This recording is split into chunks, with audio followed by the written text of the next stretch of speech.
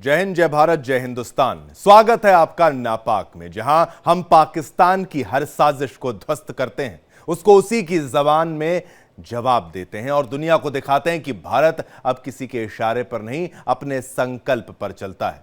मैं हूं शिवम दत्त मेहता और आज की 3 स्टोरीज, आज की 3 खबरें 3 बार पाकिस्तान की कूटनीति, फौज और सियासत तीनों को एक साथ नंगा कर देंगी। आज के मुद्दे कौन से हैं वो आपको बता दें। स्टोरी 1, पहला मुद्दा, पहला प्रहार संसद से शुरू हुआ, जहां प्रधानमंत्री नरेंद्र मोदी ने पाकिस्तान को खुली चुनौती दी है। पहलगाम हमले से लेकर ऑपरेशन सिंदूर और मिसाइल स्ट्राइक तक मोदी के शब्द नहीं, सीधी चेतावनी थी। अब पाकिस्तान का हर कदम उसकी आखिरी भूल बन सकता है। यह मुद्दा विस्तार से समझाएंगे, विश्लेषण भी करेंगे, आपको बताएंगे क्या कुछ नया रहा आज की चर्चा में और आज के भाषणों में। यह मुद्दा, फिर आगे बढ़ते हैं। स्टोरी 2, अगली खबर, वो भी बहुत महत्वपूर्ण है, वो भी आपको बता दें।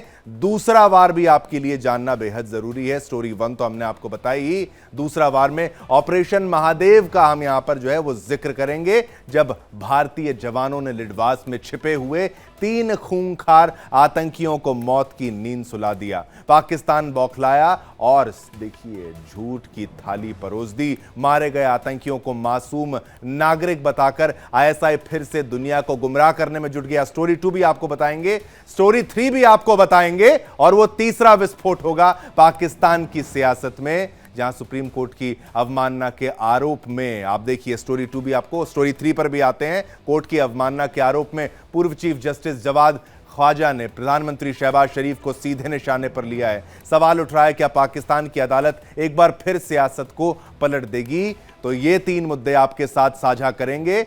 हो जाइए तैयार पाकिस्तान को उसी के नक्शे पर घेरने के लिए, क्योंकि नापाक में आज भी हर बात एक मिसाइल जैसी लगेगी पाकिस्तान को।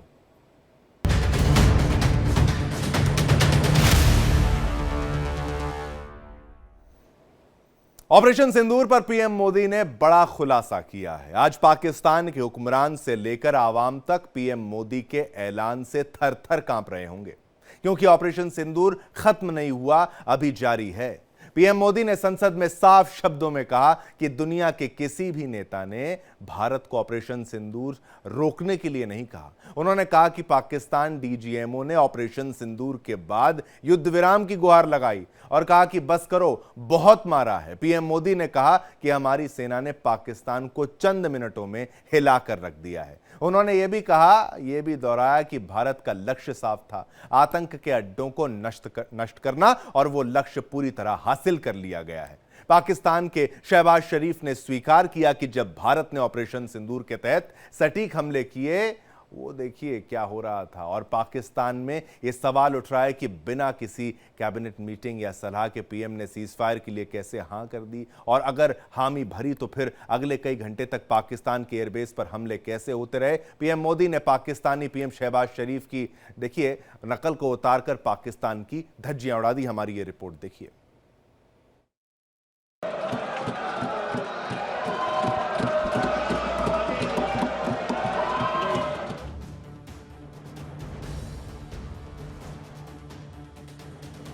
पाकिस्तान पर स्ट्राइक को लेकर मोदी ने बताया सच, आतंक का हिसाब पाकिस्तान सुन लो बार बार।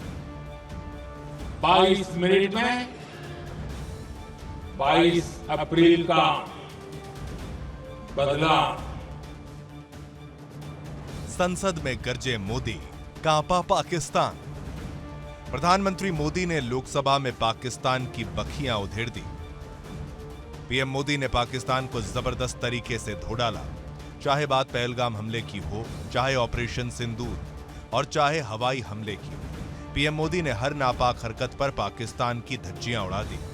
परमाणु धमकी देने को लेकर भी आतंकवाद को पालने वाले पाकिस्तान को कड़ी चेतावनी दे डाली।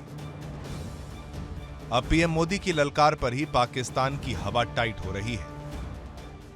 पाकिस्तान के लोग, अरे मैं तो स्विमिंग पूल में नहा रहा था, कोई कह रहा था मैं तो दफ्तर जाने की तैयारी कर रहा था, हम कुछ सोचे पहले तो भारत ने तो हमला कर दिया।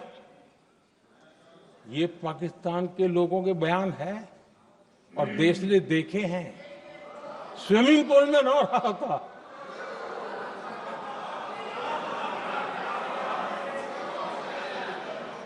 और जब इतना कड़ा प्रहार हुआ,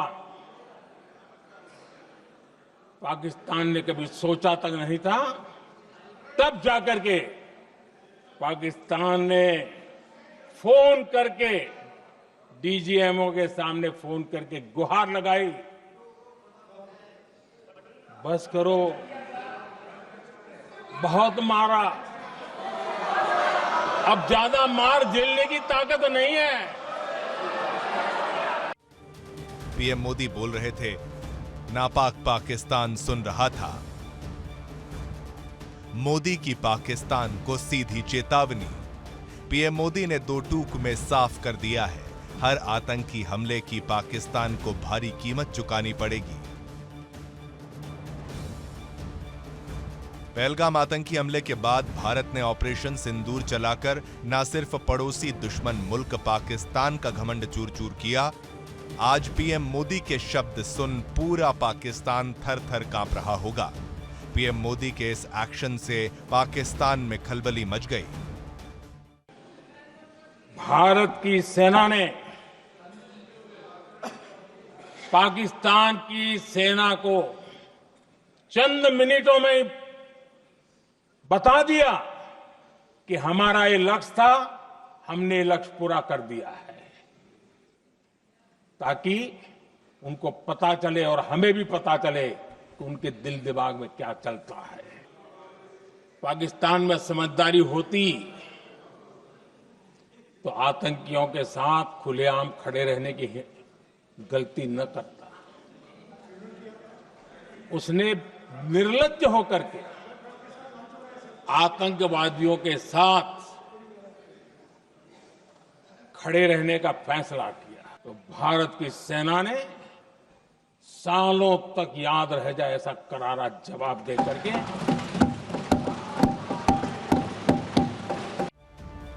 प्रधानमंत्री नरेंद्र मोदी ने कहा कि आज पाकिस्तान के कई एयरबेस आईसीयू में हैं।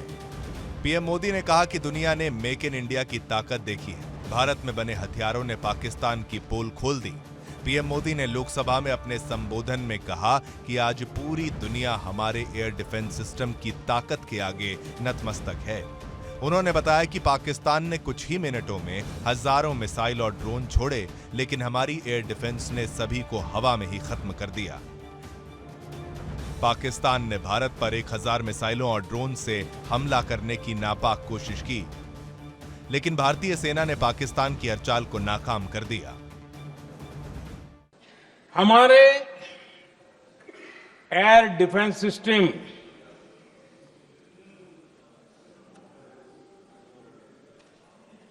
दुनिया में इसकी चर्चा है। हमारे एयर डिफेंस सिस्टम ने पाकिस्तान की मिसाइल और ड्रोन्स उसको तिनके की तरफ बिखेर दिया था। 9 मई को पाकिस्तान ने करीब 1000 मिसाइलों और आर्म ड्रोन्स के भारत पर बहुत बड़ा हमला करने की कोशिश की। 1000 ये मिसाइलें भारत के किसी भी हिस्से पर गिरती तो वहां भयंकर तबाही मचती, लेकिन 1000 मिसाइल्स और ड्रोन्स को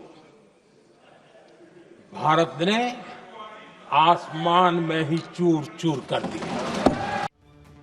प्रधानमंत्री नरेंद्र मोदी ने कहा कि 9 से 10 मई की रात की कार्रवाई के बाद पाकिस्तान गिड़गिड़ाने लगा। प्रधानमंत्री मोदी ने कहा कि ऑपरेशन सिंदूर के दौरान दुनिया में किसी भी देश ने भारत को अपनी सुरक्षा में कार्रवाई करने से नहीं रोका, पाकिस्तान को घुटनों पर आने के लिए मजबूर कर दिया। दुनिया में किसी भी देश ने भारत को अपनी सुरक्षा में कार्रवाई करने से रोका नहीं है। संयुक्त राष्ट्र 193 कंट्रीज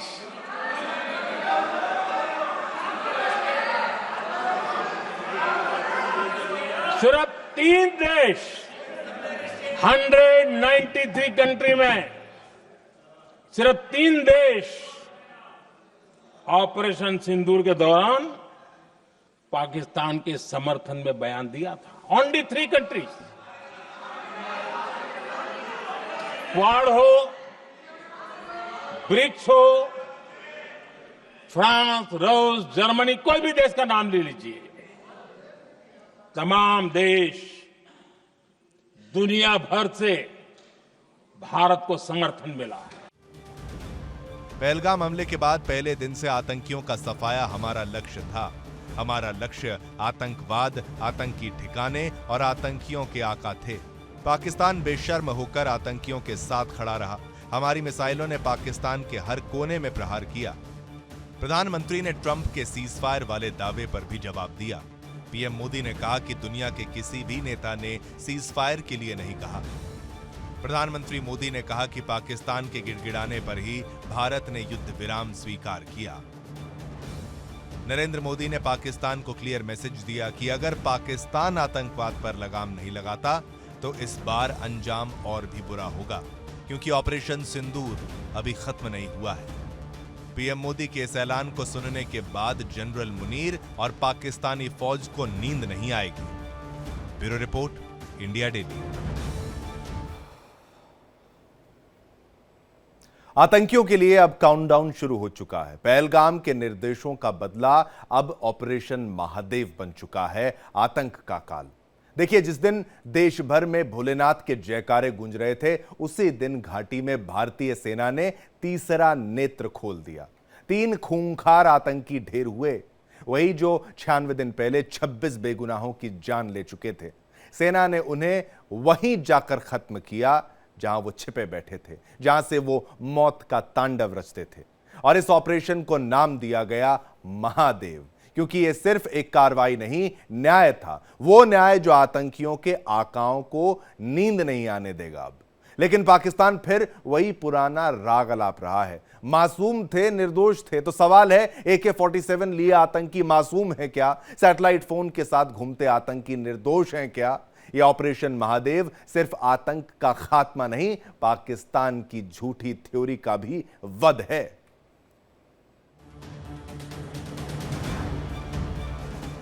ऑपरेशन महादेव पर पाकिस्तान का झूठ बेनकाब।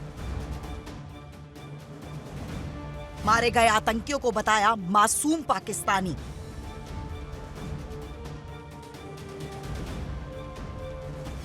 ऑपरेशन महादेव पर पाकिस्तान की बेशर्म थ्योरी।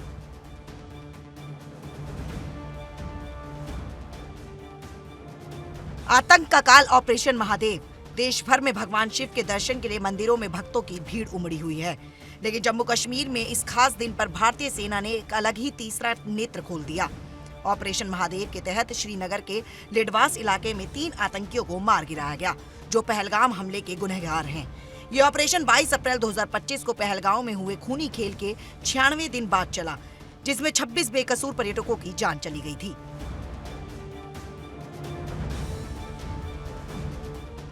आतंक का काल ऑपरेशन महादेव के तहत सुरक्षा बलों ने 3 आतंकियों को मार गिराया। पहलगाम में 26 निर्दोष लोगों की हत्या के बाद से ही ऑपरेशन महादेव शुरू हो गया था, जिसके तहत आतंकियों का सफाया किया जा रहा है।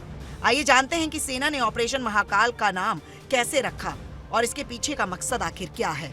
क्यों महादेव रखा गया कोड नेम? इस ऑपरेशन का कोड नेम महादेव रखा गया। महादेव चोटी से प्रेरित है। ऑपरेशन महादेव श्रीनगर के पास महादेव पीक के नाम पर रखा गया, जो जबरवान रेंज की एक प्रमुख और पवित्र पर्वत चोटी है। ये चोटी सामरिक दृष्टि से अहम है, क्योंकि यहाँ से लिडवास और मुलनार जैसे इलाके साफ नजर आते हैं। साथ ही स्थानीय लोगों की आस्था से जुड़ी होने के कारण इसका नाम सिंबॉलिक रूप से भी चुना गया है। इस इलाके में ऑपरेशन चलाया गया, वो भी इसी चोटी के आसपास का दुर्गम इलाका था। ऑपरेशन महादेव, ऑपरेशन सिंदूर, ये नाम न सिर्फ मिशन की पहचान है, बल्कि सैनिकों के मनोबल को भी बढ़ाता है। सेना के ऑपरेशन के नाम आमतौर पर उस टीम की यूनिट तय करती है जो मिशन को अंजाम देती है। ये नाम सोच समझकर रखे जाते हैं ताकि मिशन की पहचान बनी रहे, इमोशनल कनेक्शन हो और ये सीक्रेट बाहर ना जाए। कुछ नाम पौराणिक किरदारों से जुड़े होते हैं। देश के गृह मंत्री अमित शाह ने ऑपरेशन सिंदूर और ऑपरेशन महादेव पर चर्चा करते हुए नापाक पाकिस्तान की बखिया उधेड़ दी। अमित शाह ने कहा कि ऑपरेशन महादेव में सुलेमान उर्फ फैसल जट, अफगान और जिब्रान नाम के आतंकियों को सेना, सीआरपीएफ और पुलिस के संयुक्त अभियान में मार गिराया गया। सुलेमान लश्कर-ए-तैयबा का कमांडर था जो पहलगाम और गगनगीर हमले में शामिल था। अफगान और जिब्रान भी लश्कर-ए-तैयबा का ए ग्रेड का आतंकी था। ऑपरेशन महादेव में सुलेमान उर्फे फैजल जट, अफगान और जिब्रान 3 आतंकवादी सेना, सीआरपीएफ और जम्मू कश्मीर पुलिस के संयुक्त अभियान में ऑपरेशन महादेव में मारे गए। ये जो सुलेमान है, ए श्रेणी का लश्कर-ए-तोयबा का कमांडर था। पहलगाम हमले में और गगनगीर आतंकी हमले में वो लिप्त था। इसके ढेर सारे सबूत हमारी एजेंसियों के पास है। अफगान ए श्रेणी का लश्कर-ए-तैयबा का आतंकवादी था और जिब्रान भी ए ग्रेड आतंकवादी था। ऑपरेशन महादेव के तहत पाकिस्तान के आतंकियों के शवों की पहचान हुई। आतंकियों के पास से मिली राइफल और कारतूस पहलगाम में इस्तेमाल हुए थे। दरअसल इसका खुलासा CFSL यानी केंद्रीय फॉरेंसिक विज्ञान प्रयोगशाला चंडीगढ़ ने किया। CFSL ने हमले की जगह से मिले गोली के खोखों और मारे गए आतंकियों के हथियार, एक M9 अमेरिकन राइफल और 2 AK-47 राइफल की बैलिस्टिक जांच की गई। साइंटिस्ट ने राइफल की नली और खोखों का मिलान किया, जिससे ये साफ हो गया कि इन्हीं हथियारों से पहलगाम में हमला हुआ था। इस जांच ने ऑपरेशन महादेव को सफल साबित किया। पाकिस्तान अभी तक पूरी तरह से ये डिनाई करता आ रहा था कि उसका पहलगाम के हमले में कोई भी हाथ है। इस ऑपरेशन महादेव के सफल संपन्न होने के साथ ही ये बिल्कुल निश्चित हो गया है कि पहलगाम का हमला पाकिस्तान की सेना द्वारा प्लान्ड, एग्जीक्यूटेड, प्रायोजित हमला था और ये जो 3 लोग मारे गए हैं, तीनों पाकिस्तानी थे। अब पाकिस्तान जो कि झूठ फैलाने में उनको एक विशेष महारत हासिल है, हर बात को वो झूठे तरीके से पेश करने में और उसका एक झूठा नैरेटिव बनाने में मुझे लगता है उनको बहुत जबरदस्त महारत हासिल है। उन्होंने इस बार भी प्रयास किया। अब चूंकि ये सिद्ध हो चुका है कि वे पाकिस्तानी हैं, ये भी सिद्ध हो चुका है कि वो टेररिस्ट हैं, उनके पास हथियार थे AK-47 M9 राइफल, ये वही हथियार थे जो कि पहलगाम के निशंस हत्याकांड में यूज किए गए थे, उनका प्रयोग हुआ था। ये सिद्ध हो चुका है साइंटिफिकली। ऑपरेशन महादेव पर पाकिस्तान की बौखलाहट सामने आई है। पाकिस्तान का दावा है कि मारे गए आतंकी उसके मासूम नागरिक थे। पाकिस्तानी मीडिया ने कहा है कि भारतीय सेना ने जो आतंकी मारे वो निर्दोष और मासूम थे। पाकिस्तान का आरोप है कि भारतीय सेना हिरासत में रखे गए पाकिस्तानियों का एनकाउंटर कर रही है और उन्हें सीमा पार का आतंकी बता रही है। पाकिस्तान मीडिया जियो न्यूज का दावा है कि एनकाउंटर की थ्योरी को साबित करने के लिए भारतीय एजेंसियों ने आतंकवादियों की तस्वीरें पहले ही जारी कर दी थी। रिपोर्ट्स में बताया गया है कि ISPR ने अपनी एक ब्रीफिंग के दौरान कहा था कि भारत की खुफिया एजेंसियों ने 56 पाकिस्तानियों को हिरासत में लिया है। वहीं पाकिस्तानी सेना के प्रवक्ता लेफ्टिनेंट जनरल अहमद चौधरी शरीफ ने दावा किया है कि 723 पाकिस्तानी नागरिक भारत की जेल में बंद हैं। लेकिन पाकिस्तान ने अपने झूठे और खोखले दावों के पीछे खुद अपनी पोल खोल दी है। पाकिस्तानी मीडिया रिपोर्ट्स में ये नहीं बताया गया कि एक पाकिस्तानी नागरिक कश्मीर के जंगलों में सैटेलाइट फोन और हथियारों के जखीरे के साथ क्या कर रहा था। लेफ्टिनेंट जनरल अहमद चौधरी शरीफ ने ये नहीं बताया कि 723 पाकिस्तानी नागरिक बॉर्डर पार कर भारत की सीमा में कैसे दाखिल हुए। सवाल तो ये भी है कि अगर भारतीय एजेंसियों ने पाकिस्तानी नागरिकों को हिरासत में रखा था तो अब तक उन्हें छुड़ाने को लेकर पाकिस्तान की तरफ से कोई कोशिश क्यों नहीं की गई या इंटरनेशनल लेवल पर इसे लेकर कोई बातचीत क्यों नहीं हुई। आतंकी ठिकानों पर भारत के ऑपरेशन सिंदूर से पाकिस्तान बौखला गया है। वो न केवल आतंकियों का बचाव कर रहा है बल्कि झूठ भी बोल रहा है। वैसे नफरत से भरे जिन्ना के देश की झूठ बोलने की आदत पुरानी है। Bureau report, India daily.